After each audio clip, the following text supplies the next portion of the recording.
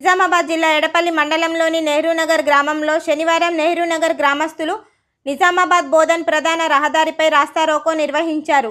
అశోక్ సాగర్ వద్ద శుక్రవారం జరిగిన రోడ్డు ప్రమాదంలో గ్రామానికి చెందిన 20 వ్యక్తులు మృతి చెందడం, మరో వ్యక్తి తీవ్రంగా గాయపడడం వంటి వాటికి వాహనాల వేగమే కారణం అని ఆరోపిస్తూ రాస్తారోకో నిర్వహించారు.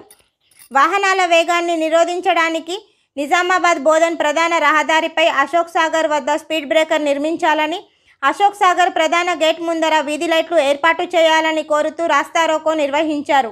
ఈ విషయమై పలుమార్లు ఆర్ఎండ్బి అధికారులకు చెప్పినా వారు పట్టించుకోవడం లేదని, వీటి ఏర్పాటుకి అధికారులు హామీ ఇచ్చేంత వరకు రాస్తారోకో విరమించేది లేదంటూ దాదాపు గంటపాటు రాస్తారోకో నిర్వహించారు.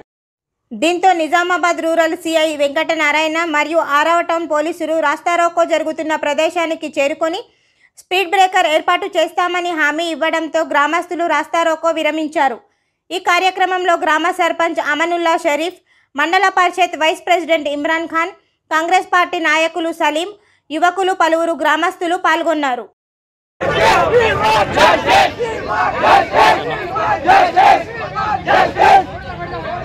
भैया बैठो बैठो बैठो ओके ओके